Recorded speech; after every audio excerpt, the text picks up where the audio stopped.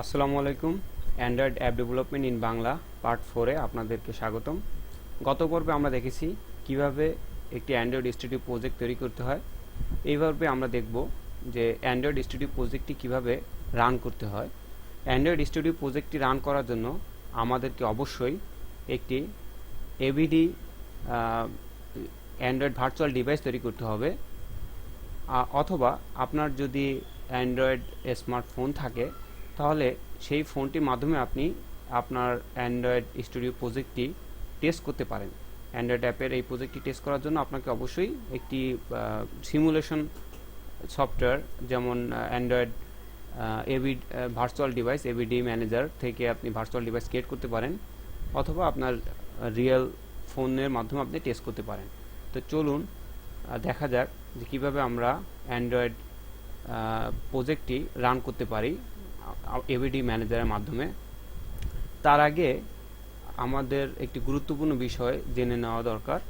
আপনাদের হয়তো অনেকেই প্রজেক্ট ক্রিয়েট করার পরে ইরর দেখতে পারেন। একটি কমন ইরর অনেকে ফেস করে থাকে।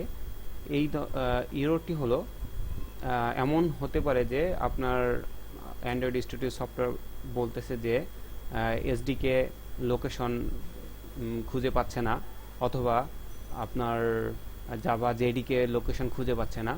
সেক্ষেত্রে আপনাকে ইনশিওর করতে হবে যে আপনার এসডিকে লোকেশন এবং জাভা জেডিকে লোকেশন অ্যান্ড্রয়েড স্টুডিওর যেই প্রজেক্ট স্ট্রাকচার আছে সেই স্ট্রাকচারে ঠিকঠাক মতো পাথগুলো বলে দেওয়া হয়েছে।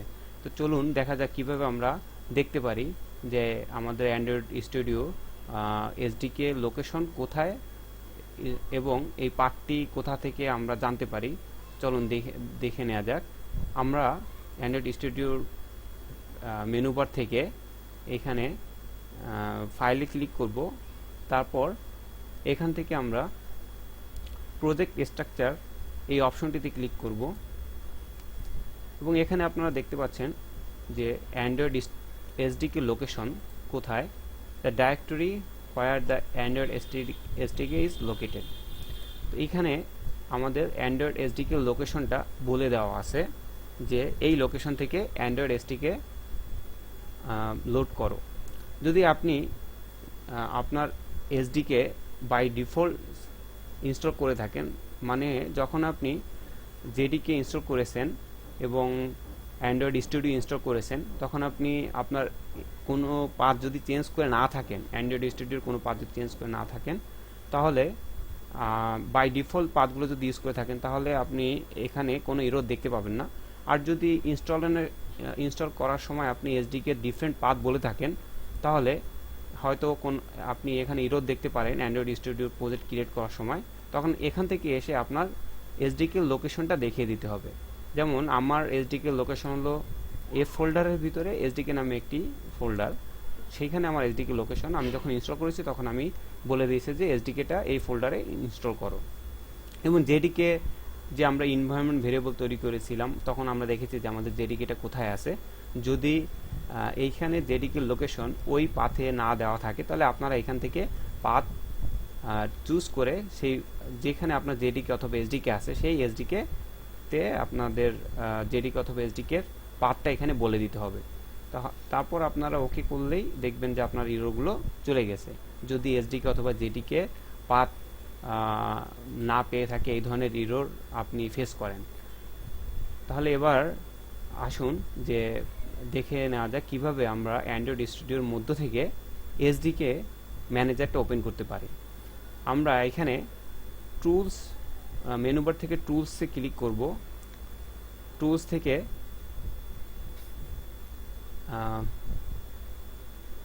অ্যান্ড্রয়েড, এবং অ্যান্ড্রয়েড থেকে আপনি এসডিকে ম্যানেজার, এখানে ক্লিক করেও আপনি এসডিকে ম্যানেজারটি ওপেন করতে পারেন। অথবা আপনি শর্টকাট হিসেবে যদি ওপেন করতে চান, তাহলে এখানে একটি অপশন আছে, দেখবেন যে এসডিকে ম্যানেজার নামে একটি অপশন আছে। এখানে ক্লিক করেও আপনি ডাইরেক্ট এসডিকে ম্যানেজার আসতে পারবেন।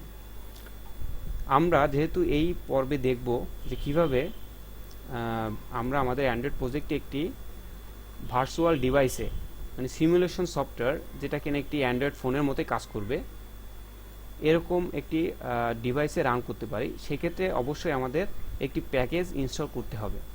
সেই প্যাকেজটি ইনস্টল করার জন্য আমরা আমাদের এসডিকে ম্যানেজারে যাব। আমি আবারও দেখাচ্ছি যে এখানে এসডিকে ম্যানেজারে ক্লিক করব। ক্লিক করার পরে আমরা lunch stand alone SDK manager এখানে ক্লিক করব। আমাদের এসডিকে ম্যানেজারটা ওপেন হচ্ছে। ওপেন হওয়ার পরে আমরা এটি স্ক্রল করে একেবারে নিচের দিকে চলে আসব। এখানে আপনারা দেখতে পাচ্ছেন যে একেবারে নিচে এক্সট্রাসের ভিতরে একেবারে নিচের যেই প্যাকেজটি, সেই প্যাকেজটি আমার এখানে ইনস্টল করা আছে। আপনারা আপনাদের এসডিকে ম্যানেজার ওপেন করে এখানে চেক করে দেখবেন যে এটি ইনস্টল করা আছে কিনা। Intel emulator accelerator HAXM installer, এটি ইনস্টল করলে আপনি যখন আপনার এবিডি ম্যানেজার থেকে virtual device, Android virtual device তৈরি করবেন, তখন ওই ভার্চুয়াল ডিভাইসটি খুব ফাস্ট রান হবে এবং এটি ইনস্টল থাকার কারণে আরও অনেক সুযোগ সুবিধা পাবেন ভার্চুয়াল ডিভাইস ব্যবহার করার সময়।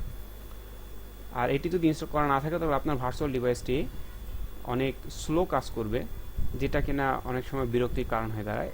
এমনিতেই অ্যান্ড্রয়েড ভার্চুয়াল ডিভাইসগুলো অনেক স্লো কাজ করে। তো আপনারা ইনশিওর করবেন যে ওই প্যাকেজটি ইনস্টল করা আছে কিনা। এবার আমরা আমাদের এই সিম্পল প্রজেক্টটি, যেটা জাস্ট আমরা গত পর্বে দেখেছি যে একটি সিম্পল প্রজেক্ট ক্রিয়েট করছি এবং অটোমেটিক্যালি এই কোডগুলো জেনারেট হয়ে গেছে। তো আমরা এই প্রজেক্টটি এবার এভিডি ম্যানেজার থেকে একটি অ্যান্ড্রয়েড ভার্চুয়াল ডিভাইসে রান করব। তো চলুন দেখা যাক কীভাবে সেটা করতে পারি। এখানে দেখেন এসডিকে ম্যানেজারের শর্টকাট, এসডিকে ম্যানেজারের লোগোর বাম পাশেই এভিডি ম্যানেজার নামে একটি অপশন আছে। এখানে আমরা ক্লিক করব, আমাদের এভিডি ম্যানেজারটা ওপেন হবে। আমাদের অ্যান্ড্রয়েড স্টুডিও ইনস্টল করার পরে এই নেক্সাস 5 API 23 এই এভিডি অ্যান্ড্রয়েড ভার্চুয়াল ডিভাইসটি অটোমেটিক্যালি তৈরি হয়ে যায়।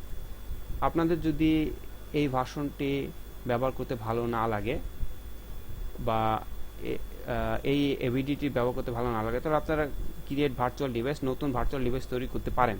কিন্তু কীভাবে একটি নতুন ভার্চুয়াল ডিভাইস তৈরি করতে হয় এটা আমি অন্য একটি ভিডিওতে দেখাবো। আজকে আমরা শুধু দেখব যে কীভাবে প্রজেক্টটি রান করা যায়। তো আমরা এখানে ডান পাশের এই সবুজ বাটনটিতে, রান বাটনটিতে ক্লিক করব। ক্লিক করার পর আপনারা দেখতে পাবেন যে স্টার্টিং এভিডি ইমুলেটরটি রান হচ্ছে। আমার এখানে হয়তোবা একটু তাড়াতাড়ি এটা রান হতে পারে, কিন্তু আপনারা যখন ফার্স্ট টাইম এই ইমুলেটরটি রান করবেন তখন দেখবেন যে এটি বেশ সময় নিচ্ছে।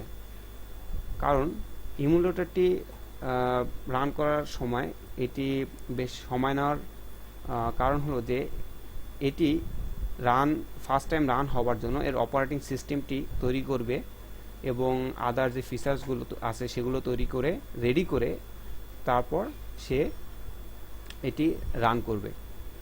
উদাহরণস্বরূপ আমরা বলতে পারি, আমরা যখন নতুন একটি অ্যান্ড্রয়েড ফোন কিনি তখন আমরা যখন এটি ফার্স্ট টাইম রান করি তখন একটু বেশ সময় নেয় এবং বিভিন্ন সেটিংস আমাদের বলে দিতে হয়। সেই সেটিংসগুলো ঠিকঠাক করে তারপরে এটি রান হতে সময় নেয়। তারপরে এটি যখন আপনি পরবর্তীতে রান করবেন এটি একটু ফাস্ট রান হবে। তো প্রথমবার এটি রান হতে একটু সময় লাগবে, অধৈর্য হবেন না এবং সব কিছু ঠিকঠাক মতো যদি কাজ করে তাহলে আপনার এরকম একটি স্ক্রিন দেখতে পাবেন। আপনারা দেখতে পাচ্ছেন যে এটি একটি অ্যান্ড্রয়েড ফোনের মতোই এবং এখান থেকে আপনারা অ্যান্ড্রয়েড ফোনের যেই অপশনগুলো আছে সেই অপশনগুলো সবগুলোই দেখতে পারবেন এবং ব্যবহার করতে পারবেন। তো আমরা আমাদের এভিডি ম্যানেজার থেকে আমাদের ভার্চুয়াল ডিভাইসটি রান করলাম। এখন আমরা আমাদের এই প্রজেক্টটি এই ভার্চুয়াল ডিভাইসে রান করব। তো এই প্রজেক্টটি রান করার জন্য আমরা জাস্ট এখান থেকে আমরা রান বাটনে ক্লিক করব। রান বাটনে ক্লিক করার পরে আমরা দেখতে পাবো এরকম একটি উইন্ডো। এখানে প্রথমে আছে কানেক্টেড ডিভাইসেস। আমাদের যেহেতু এই ভার্চুয়াল ডিভাইসটি, সিমুলেটরটি কানেক্টেড আছে, মানে এটা রান অবস্থায় আছে, এর জন্য এখানে এই সিমুলেটরটি আপনি দেখতে পাবেন যে এটি কানেক্টেড আছে। আপনি যদি আপনার রিয়েল ডিভাইসটি পিসির সাথে কানেক্ট করে থাকেন এবং সব কিছু ঠিকঠাক মতো সেট আপ করে থাকেন, তাহলে সেটিও ওই কানেক্টেড ডিভাইসের ভিতর দেখতে পাবেন।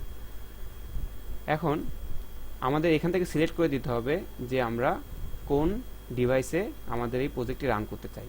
আমাদের যেহেতু এভিডি ম্যানেজার থেকে আমরা এই সিমুলেটরটি রান করে রেখেছি, আমরা এটি সিলেক্ট করে ওকে দেব। ওকে বাটনে ক্লিক করার পরে আপনারা দেখতে পাবেন যে নিচে গ্রাডাও বিল্ড রানিং, এটি এই প্রজেক্টের এপিকে বিল্ড করতেছে। এই এপিকেটে এই সিমুলেটরে সে ইনস্টল করবে, তারপর এখানে রান করবে। এটার জন্য আপনার এখানে কোথাও ক্লিক করার দরকার হবে না, এটি অটোমেটিক্যালি গ্রাডাও বিল্ড ফিনিশ হলে এটি এপিকে তৈরি করে এটাতে ইনস্টল করবে। একটু সময় নেবে, আপনার প্রজেক্ট বড় হলে এটা গ্রাডাও বিল্ড করে এই এপিকেটা আপনার ভার্চুয়াল ডিভাইসে রান করতে একটু সময় নেবে। তো আমার এখানে মোটামুটি ভালোই সময় নিচ্ছে। আমি এই প্রজেক্টটি রান হতে যেই সময় নিচ্ছে এই সময়টুকু ভিডিওটি পজ করে রাখতে পারি। পজ করে যখন রান হবে তখন আমি আপনাদের দেখাবো যে কীভাবে প্রজেক্টটি রান হয়েছে এবং বিস্তারিত আলোচনা করব। হ্যাঁ, ভিডিও পজ করার দরকার হবে না, এটা অলরেডি গ্রাডাও বিল্ড ফিনিশ হয়ে গেছে। আপনারা দেখতে পাচ্ছেন যে এখানে দেখাচ্ছে ইনস্টলিং এপিকে, এটি এখন এই ভার্চুয়াল ডিভাইসে এপিকেটি ইনস্টল করছে। হ্যাঁ, এপিকেটটা ইনস্টল হয়ে গেছে এবং এখানে রান করছে। আপনারা এখানে দেখতে পাচ্ছেন যে এখানে একটি এমটি অ্যাক্টিভিটি এবং আমাদের অ্যাপটি এখানে রান হয়েছে এবং অ্যাপে দেওয়া আছে হ্যালো ওয়ার্ল্ড এবং লার্জ টেক্সট, যেটা আমরা অ্যাক্টিভিটি মেনে এই যে এখানে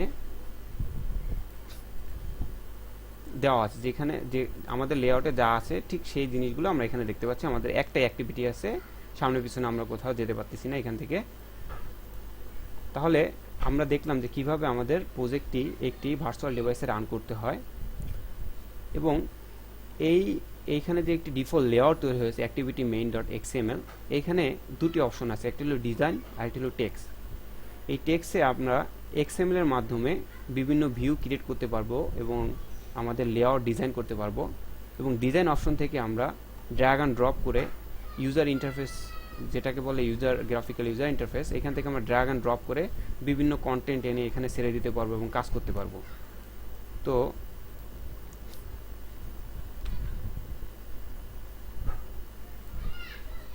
আমরা এখানে দেখতে পাচ্ছি যে এই লেআউটটি যদি আপনারা থিম চেঞ্জ করতে চান তাহলে এখানে অ্যাপ থিম নামে একটা অপশন আছে, এখান থেকে আমরা থিম চেঞ্জ করতে পারি। যেমন ক্লাসিক্যাল লাইট, এখান থেকে আমি যদি লাইট দিই তাহলে আপনারা দেখবেন যে থিম চেঞ্জ হয়ে গেছে। এভাবে আপনারা বিভিন্ন থিম চেঞ্জ করতে পারেন এখান থেকে।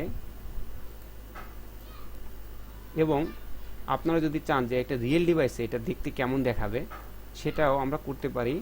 এখানে ডান পাশে যে সেটিংস আইকন আছে সেই আইকন থেকে আমরা include device frames if available এটাতে ক্লিক করব।